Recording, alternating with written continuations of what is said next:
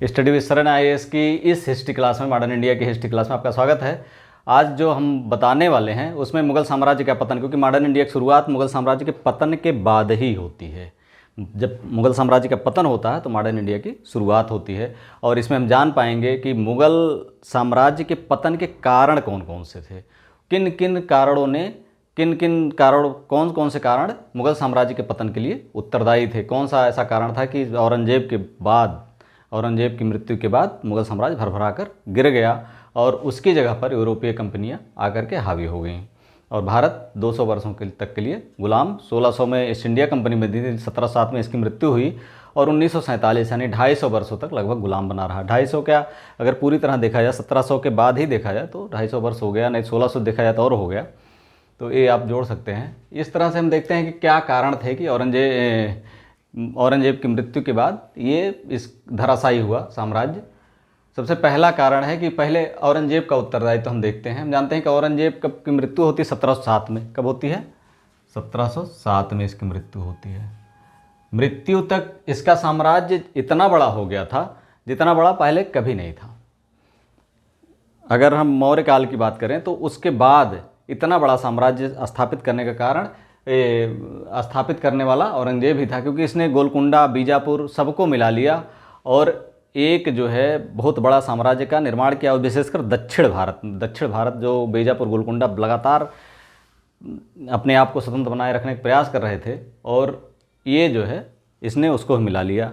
सबसे पहला जो इसका उत्तरदायित्व है इसमें जो अकबर था, अकबर के बाद अकबर, जहांगीर और शाहजहां, इन तीनों की नीतियां धार्मिक सहिष्णुता की तरफ ज़्यादा थी। अकबर तो पूरी तरह हम जानते हैं कि अकबर को महान भी कहा जाता है इसीलिए कि वो धार्मिक रूप से सहिष्णु था।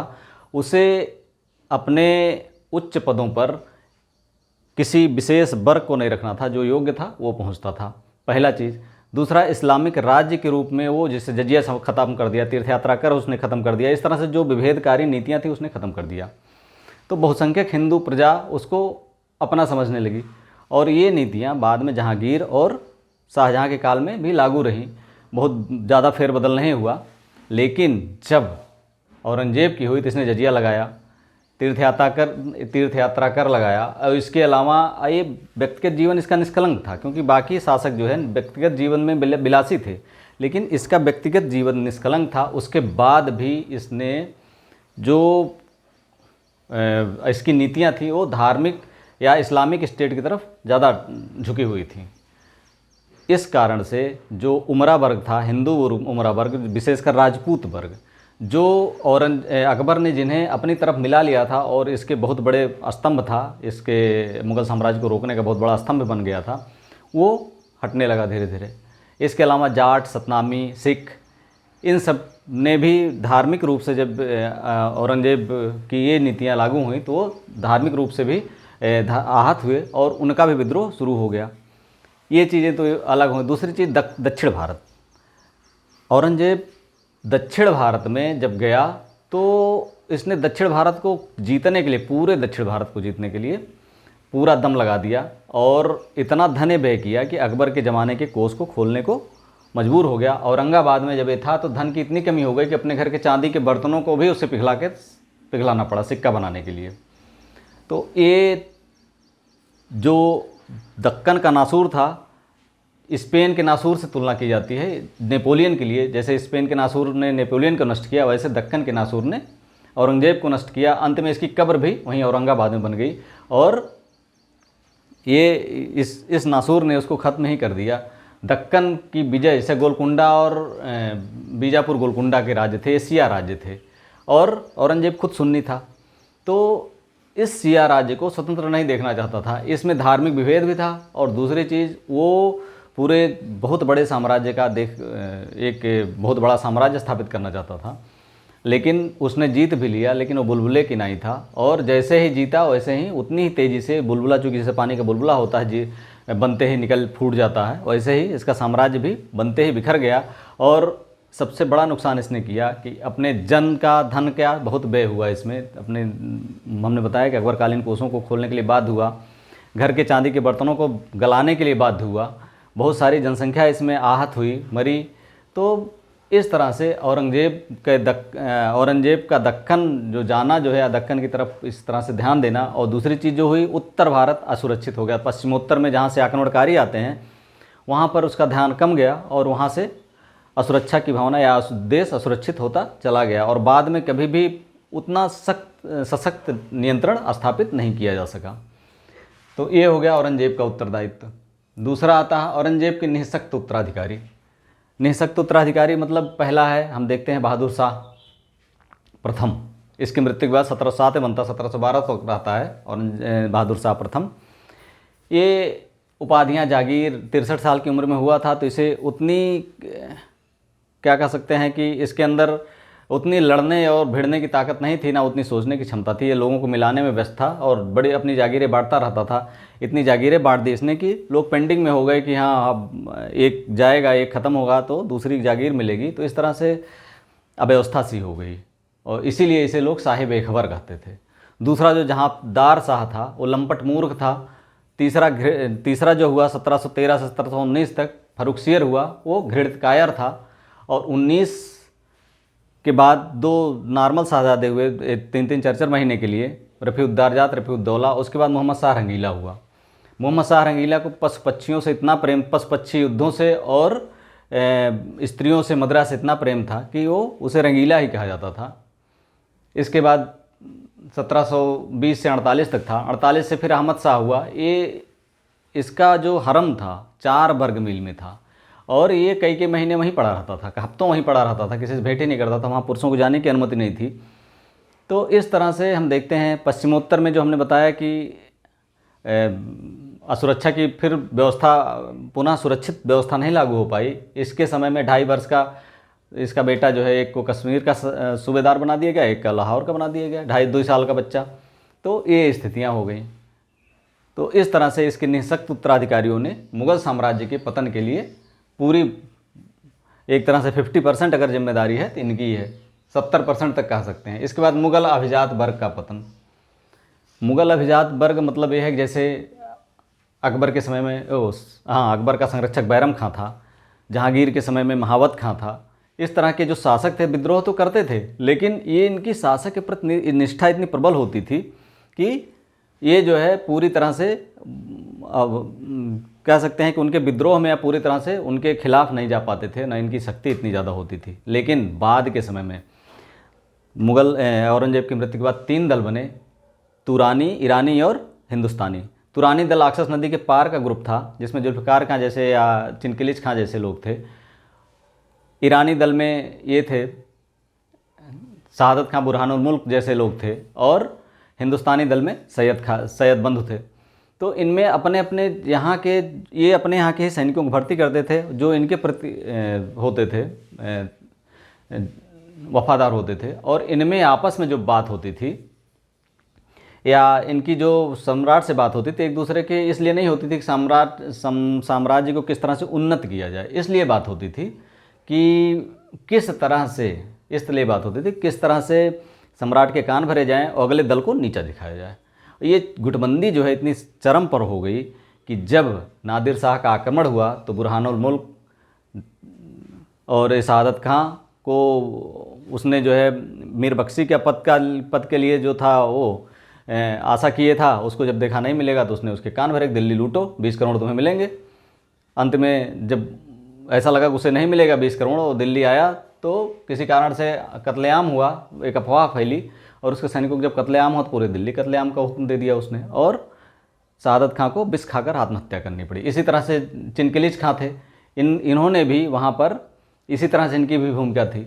तो इस तरह से अगर देखा जाए तो ये गुटबंदी दरबार की बहुत ही घातक रही साम्राज्य के लिए। इसके बाद मुग़ल, इनका जब पतन, ये मुग़ल अभिजात वर्ग जो है, इस तरह से ये दरबार की गुटबंदी की बात होगी। अभिजात वर्ग का जब पतन हो गया, जो शहादत खां, महावत खां, इस तरह से अभिजात वर्ग जब आ गए, चिनकिलिच खां जैसे लोग या शहादत खां, तुरानी दल, अफगानी दल, इस तरह से जब दल आ गए तो इनमें जो गुटबंदी थी आपस में भिड़ने और भिड़ाने वाली थी, सम्राट के कान भरने वाली थी। तो इसने भी इसको जिम्मेदार, मुग़ल साम्राज्य के पतन के लिए जिम्मेदार था। और ये मुग़ल अभिजात वर्ग जो था, इसका पतन जब ईरानी तुरानी अफ़गानी दल जैसे जब आए बीच में, तो उसका भी नुकसान मुग़ल साम्राज्य को उठाना पड़ा। अगला है उत्तराधिकार का त्रुटिपूर्ण नियम। हम जानते हैं कि बाबर के समय से ही हुमायूं को संघर्ष करना पड़ा अपने 3 भाइयों से। इसके बाद जहांगीर के समय में, अकबर के समय में तो अकबर ही था। इसके बाद जब इसका समय आया जहांगीर के समय में, और फिर शाहजहाँ के समय में, शाहजहाँ को हम जानते हैं कि उसको बंदी बनाया गया। तो बड़े पुत्र का जो उत्तराधिकार का नियम था, ज्येष्ठ पुत्र के उत्तराधिकार का, ये बहुत त्रुटिपूर्ण था। और जो सशक्त होता था सम्राट के मृत्यु के समय, जो सबसे ज़्यादा हावी होता था, वो ही साम्राज्य बनता था शासक। और इसके लिए सारे लोग पहले से ही दरबार से गठजोड़ और जोड़ तोड़ करते रहते थे, या दरबार में जो सशक्त सरदार होता था वो अपनी व्यवस्था बनाए रखता था कि अब किस राजकुमार को सरदार बनाना है। तो ये चीज़ें चलती रहती थी। और इस वजह से भी बाद के समय में ये स्थितियाँ आई कि मुग़ल साम्राज्य में जो दल ये लड़ने वाले थे, जो सरदार थे, ये सरदार, अब शासक आगे होता था, उसके पीछे सरदार होते थे, लेकिन बाद के समय में सरदार ही मुख्य हो गए, वो राजा बनाने लगे और ये गौड़ कठपुतली हो गया राजा। मराठों का उत्थान। हम जानते हैं कि जब ये कमज़ोर हुए मुग़ल, तो मराठों की शक्ति धीरे धीरे बढ़ती रही और ये उत्तर भारत तक धमक गए। और अहमद शाह अब्दाली से जो पानीपत का युद्ध हुआ, मुग़लों से नहीं हुआ बल्कि मराठों से हुआ। तो मुग़ल साम्राज्य की रक्षा का दायित्व या देश की रक्षा का दायित्व उसमें मराठों के ऊपर था। और इस मराठों के प्रसार ने दक्षिण भारत में इनकी कमर तोड़ी ही उत्तर भारत में पूरा कमज़ोर कर दिया। और इस तरह से ये हालांकि सफल नहीं हुए मराठे, लेकिन इन्होंने मुग़ल साम्राज्य के पतन में बहुत महत्वपूर्ण योगदान दिया। अगला है सैनिक दुर्बलता। हम जानते हैं कि जो मुग़ल सैनिक थे, शुरू के समय में थोड़े मोटे मोबिलिटी उसमें थी, लेकिन बाद के समय में इनके में सैनिक का असैनिक का अनुपात 1:10 होता था। मतलब पूरा मेला चलता था। एक आदमी अगर सैनिक लड़ने वाला होता था, उसका तो परिवार रहता था, मतलब पत्नी कोई साथ रहती थी, पत्नी रहती थी, खाना पीने का सामान रहता था, नौकर चाकर रहते थे, टेंट तंबू वाले रहते थे, सब लेके चलते थे। और जब युद्ध होता था तो खाली ये लोग भागने के लिए रहते थे कि भागना है खाली। मुग़ल किसी विद्वान ने लिखा है कि मुग़ल सूबेदार तभी उससे बाहर आता था, अपने जब बहुत मजबूरी हो जाती थी तभी अपने किले से वो बाहर आता था। एक रेवड़ की तरह इसकी रेहड़ जो होती है जानवर की, उस रेहड़ से तुलना की है मुग़ल बाद के समय में जो मुग़ल की फ़ौज होती थी। इसके बाद सैनिक दुर्बलता हो गई। फिर आर्थिक दिवाला। हम जानते हैं कि जो बहादुर शाह प्रथम था, इसके समय 13 करोड़ की, औरंगजेब की मृत्यु के समय 13 करोड़ की रकम बची हुई थी, लेकिन बाद में बहादुर शाह प्रथम के समय में ये भी समाप्त हो गई। अब बाद के समय में उत्तरकालीन मुग़ल साम्राज्य के समय में कई बार ऐसा होता था कि शाही चूल्हे में आग ही नहीं जलती थी और वहाँ शाही राजकुमारियाँ निकल करके बाहर वो आ जाती थी, महल से निकल के बाहर आती थी। तो आर्थिक दिवालापन इस स्तर तक पहुँच गया था। उसके बाद मुग़ल सरकार का स्वरूप। मुग़ल सरकार का स्वरूप जो है, जो एक कह सकते हैं कि एक अभिजात या सामंतवादी या जागीरदारी स्वरूप का था। इस समय शासक जो होता था, शासक हम जानते हैं कि अकबर का मीना बाज़ार लगता था, इसके ढेर सारी रानियाँ थीं, ये बाकी शासक विलासी होते थे। बाद के समय में और उत्तरकालीन मुग़ल शासक के समय में बहुत सारे विलासी शासक होते थे। इन विलासी शासकों का जो नियम था, इन जैसे जो विलासी शासक थे, ये अपने राजा को देख करके युद्ध के बजाय ये रसिक प्रियतम बन गए। इनके पास ये होड़ लगी रहती थी, किसके पास कितना बड़ा हरम है, कितनी महिलाएं हैं उनके पास, पत्नियां उनकी कितनी हैं, इस तरह की भोग विलास के क्या क्या सामान है उनके पास। तो जो छोटे छोटे इनके राजा थे, महाराजा थे, सरदार थे शासक के अलावा, तो ये भी उन्हीं शासकों की नकल करने लगे। और मुग़ल राज्य का स्वरूप जो है, जो अनुशासन अकबर के समय में था या उसके बाद के समय में बना रहा, वो यहाँ पर समाप्त होता दिखता है। नादिर शाह और अहमद शाह अब्दाली के आक्रमण। हम जानते हैं कि एक कमज़ोरी चली रही थी और 1739 में नादिर शाह का आक्रमण होता है और वो पूरे तख्ते ताउस लूट के ले आता है, दिल्ली का कत्लेआम करता है, आसानी से दिल्ली लूटता है। यहाँ की गुटबंदी वो देखता है आपस में किस तरह से लोग एक दूसरे के खिलाफ हैं, बाहरी आक्रमणकारी के समय भी एकजुट नहीं हुए हैं। तो इसका वो फ़ायदा उठाता है, बुरी तरह लूटता है और लुहान छोड़ करके मुग़ल साम्राज्य को चला जाता है। अगला देखते हैं यूरोपवासियों का आगमन। इसके बाद अहमद शाह अब्दाली 1761 में आता है। तो हालांकि लड़ते मराठे हैं, लेकिन मुग़ल साम्राज्य की निशक्ता स्पष्ट हो जाती है कि अब इसके जो देश का जो कर्णधार अब होगा, आगे देश का जो शासक होगा, देश का शासन चलाने वाला देश का राजा होगा, वो अब कम से कम मुगल नहीं होंगे, या मराठों के हार के बाद मराठे नहीं होंगे, कोई तीसरा होगा। कौन होगा, ये भविष्य के गर्त में था। और वो ईस्ट इंडिया कंपनी आगे धीरे धीरे लेकिन तेज़ी से आगे बढ़ रही थी। अगला है यूरोपवासियों का आगमन। यूरोपवासी ईस्ट इंडिया कंपनी आए, डच आए, डेनिश आए, डच आए, इसके बाद जो है फ्रांसीसी आए, पुर्तगाली आए, सबसे पहले पुर्तगाली आए। तो इन सब कंपनियों ने अंत में आपसी युद्धों के बाद या आपसी बंटवारे के बाद, अपने जो इनके उपनिवेश थे उसके बंटवारे के बाद ईस्ट इंडिया कंपनी